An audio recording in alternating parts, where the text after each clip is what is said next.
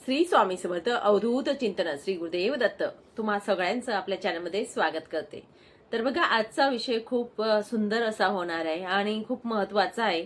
जी कोणी आपण पारायण केलेले आहे दत्त जयंती निमित्ताने, त्या जयंतीच्या पारायणामध्ये किंवा सप्ताह कालावधी जो होता त्या सप्ताह कालावधीमध्ये आपल्याला काही दृष्टांत येत असतात, काही संकेत मिळत असतात, काही चिन्ह जे असतात आपल्या गुरूंचे मिळत असतात आणि ते चिन्ह कोणते ते आपण जाणून घेणार आहोत। पण सर्वप्रथम तुम्हाला सांगेल बघा, आपल्या बरोबर जे सप्ताह कालावधीमध्ये जी काही सेवा घडली किंवा आपल्याकडून जी सेवा महाराजांनी करून घेतली, आपण न करता आपण जी सेवा करत असतो ते महाराज करून घेत असतात आणि त्यातच एक मोठं संकेत जो असतो तो दडलेला असतो। कारण आपलं पुण्यकर्म तेवढं असतं किंवा आपल्यात तेवढी पात्रता असते, म्हणूनच महाराज आपल्याकडून हे पारायण करून घेत असतात। हा खूप मोठा एक संकेत मानला तरी सुद्धा चालेल। आणि हे पारायण करत असताना आपल्या गुरूंची स्तुती, आपल्या गुरूंच्या लीला आपण वाचन करत असताना आपल्याला दत्त महाराज सूक्ष्म असे रूपामध्ये काहीतरी संकेत किंवा चिन्ह देत असतात आणि ते चिन्ह तुमच्या बरोबर घडलेत का किंवा या सप्ताह कालावधीमध्ये या गोष्टी घडल्यात का ते नक्कीच पडताळून बघा आणि तुमच्या सोबत देखील घडल्यात का ते बघा आणि जाणून घ्या। चला मग आपल्या विषयाला सुरुवात करते।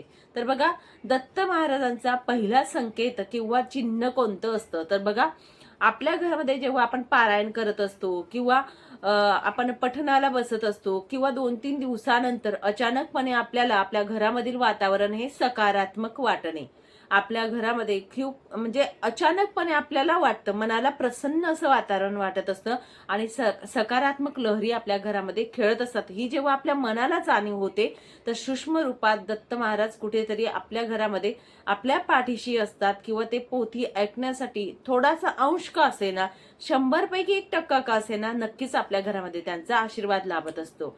दुसरंच म्हणजे काय बघा, दत्त महाराजांचा अचानकपणे आपल्याला फोटो दिसणे किंवा दत्त महाराजांचं बघा ग्रंथ, एखादी ग्रंथ आपल्याला नजरी पडणे, कुणाच्या घरी गेलो किंवा आपण बाहेर कुठे जात असतो तेव्हा दत्त महाराजांचा ग्रंथ किंवा मग त्यांचं स्वरूपामध्ये जे फोटो असतो त्या स्वरूपात आपल्याला दिसणे, कॅलेंडर असू द्या, फोटो असू द्या किंवा पुस्तकं असू द्या, अशा पद्धतीने आपल्याला जेव्हा या सप्ताह कालावधीमध्ये नजरेच पडतात म्हणजे समजून जायचं की दत्त महाराजांचा आपली जी सेवा होत असते त्यावर कृपा आशीर्वाद आहे। पुढचं म्हणजे बघा, कावळा कावळा जो असतो तो दत्त महाराजांना आवडत असतो आणि कावळ्याचा आवाज बघा कर्कश असतो, आपण म्हणत असतो बरोबर, पण आपल्या इकडे जर कावळा येत असला आणि त्या कावळ्याचा आवाज जर बघा एकदम असं सुंदर आणि खूप म्हणजे कावकाव करण्याचा आवाज जो असतो तो आपल्याला कर्कश न वाटणे, शांतपणे फक्त कावकाव करत असेल तो म्हणजे शांतता असते त्याच्या आवाजात, हे जर तुम्हाला जाणवत असेल तर हा सुद्धा चांगला संकेत म्हणून ओळखला जातो। अचानकपणे आपण नामस्मरण करणे, आता अचानकपणे नामस्मरण करणे म्हणजेच काय बघा, या 7 दिवसांचा कालावधी होता आपला बरोबर, मग आपण अशा वेळी काय करत असतो, दत्त दिगंबरा श्रीपाद वल्लभ दिगंबरा किंवा दिगंबरा दिगंबरा श्रीपाद वल्लभ दिगंबरा, हे जेव्हा आपण अचानकपणे आपण म्हणायला लागतो किंवा नामस्मरण अचानकपणे करत असतो, ही सुद्धा एक दत्त महाराजांची आपल्यावर असलेली कृपा असते आणि या कृपेनेच आपण त्याचं नामस्मरण अचानकपणे करत असतो। ही सुद्धा गोष्ट खूप चांगली मानली जाते।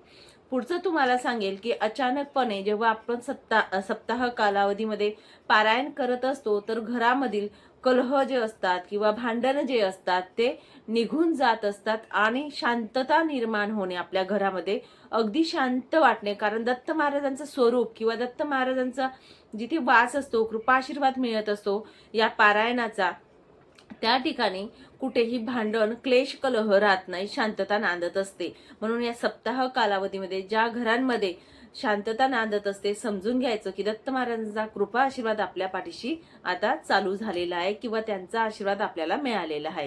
पुढचं म्हणजेच बघा, सुगंधी असा वास दरवळणे, आपल्या घरामध्ये अगरबत्ती आपण लावलेली नाही, धूप लावलेलं नाही, फुलं नाहीत किंवा काही गोष्ट नाही, तरी सुद्धा आपल्या घरामध्ये अचानकपणे सुगंध दरवळणे, हा खूप मोठा संकेत दत्त महाराजांचा आहे। म्हणून या सप्ताह कालावधीमध्ये जर तुमच्यासोबत असं झालं असेल तर समजून जा, दत्त महाराजांचा कृपा आशीर्वाद आपल्याला मिळालेला आहे। त्यानंतर पुढचं तुम्हाला सांगेल बघा, दत्त महाराज आपल्याला स्वप्नांमध्ये सुद्धा दृष्टांत देत असतात.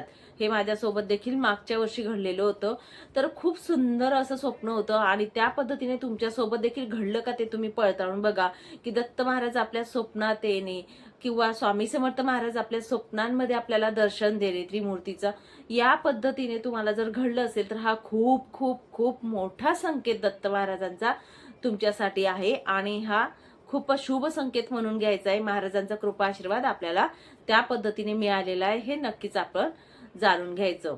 तसंच तुम्हाला सांगेल मध्ये दत्त महाराज तर दिसणं आहेच, पण त्यानंतर आपल्या स्वप्नांमध्ये नदी किंवा वडाचं झाड दिसणं, नदी किंवा वडाचे झाड जे दिसतात ते दिसत आहेत किंवा पर्वत दिसत आहेत, अशा गोष्टी जर दिसत असतील तुम्हाला, तर बघा तुमचा जो मार्ग आहे पुढचा तो अति सुलभतेने जाणार आहे, खूप चांगला जाणार आहे, हे त्याचे लक्षणं असतात.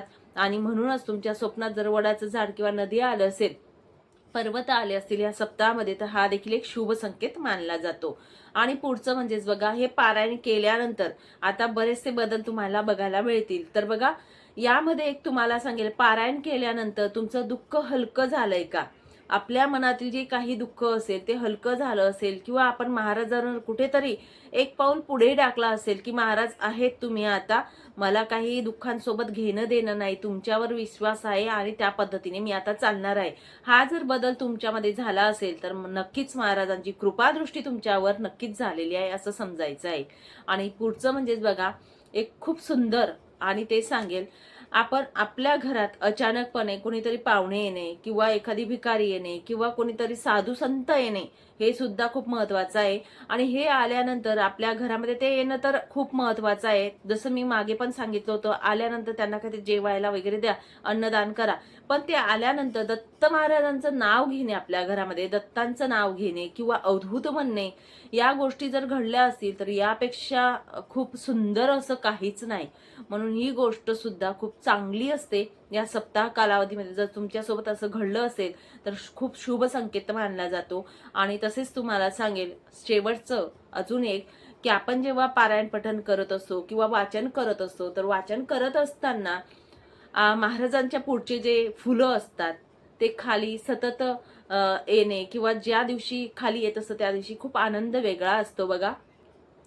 तर या गोष्टी, जे फुलं असतात महाराजांचे ते आपल्या पूजेमधले आपण ठेवलेले, ते आपण वाचन करत असताना अचानकपणे खाली येणे, पडणे, म्हणजेच फुल खाली पडणे, अशा गोष्टी घडत असतात. किंवा नैवेद्य दाखवताना असू द्या, अशा गोष्टी जर घडत असतील तर नक्कीच हे शुभ संकेत म्हणून मानले जातात असं समजायचं. आणि हे शुभ संकेत जर तुमच्यासोबत झाले असतील तर नक्कीच समजा दत्त महाराजांचा कृपा आशीर्वाद आपल्या पाठीशी आहे. आपल्याला जे काही संकट येतील, प्रत्येकाला संसार आहे, संकट येणारच आहेत, पण त्या संकटांमध्ये दोन हात करण्याची ताकद आपल्या मागे दत्त महाराजांची आहे, हे आपण समजायचं आहे. आणि कोणत्याही संकटाला घाबरायचं नाही. महाराजांना सांगायचं फक्त माझ्या सोबत राहा, मी घाबरणार नाही आणि पुढे चालायचंय. तर हे संकेत नक्कीच तुमच्याबरोबर घडलेत का ते मला कमेंट्स करून सांगा. आणि झाले असेल तर नक्कीच कोणतं तुमच्या सोबत झालं त्या म्हणजे चिन्हाचं नाव सुद्धा तुम्ही टाकू शकतात. या पद्धतीने आपल्याला शुभ संकेत मिळालेले असतील जे सप्ताह असेल त्या कालावधीमध्ये. ठीक, चला मग सांगितलेले संकेत तुमच्यासोबत घडले असतील तर नक्कीच मला कमेंट्स करून सांगा. आणि दत्त महाराजांचा कृपा आशीर्वाद तुम्हाला नक्कीच मिळालेला आहे असं मी सांगते. सांगितलेली माहिती महाराजांच्या चरणी अर्पण करते आणि इथेच विराम घेते. नंतर अजून भेटेल अशाच व्हिडिओ सोबत. श्री स्वामी समर्थ अवधूत चिंतन, श्री गुरुदेव दत्त. धन्यवाद.